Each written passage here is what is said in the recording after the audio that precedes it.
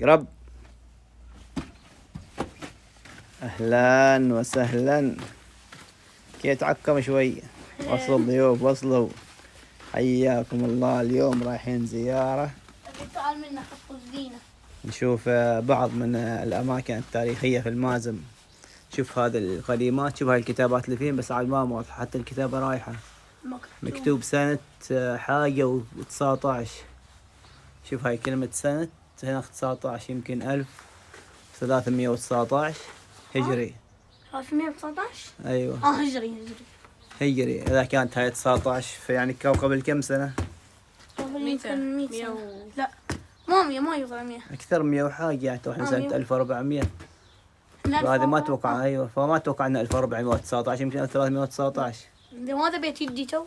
لا ما بيت يدك هذا. شوف هاي بعدين الأخشاب نفسها قديمة. شو هنا مكتوب؟ من يعرف شو مكتوب هنا؟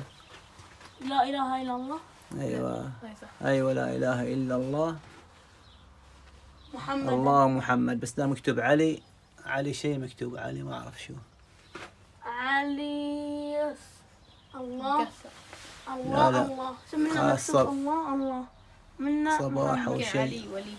منا محمد. هاي كلها أشياء قديمة بس تندثر طبعا مع الوقت. البيوت اللي سكنوا فيها العمال ما اندثرت. مثل هذا المدخل. مثل أيوة، بعد الناس يصيروا يجوا فيه فبعد لا زال قائم. أما الأماكن اللي ما حد سكنها اندثرا أكثر شيء. وين لا ما هنا. هذيك مرة المينة. صرنا الصوب الثاني. تعال نشوف بيتنا القديم احنا. انت راوتني بيتي.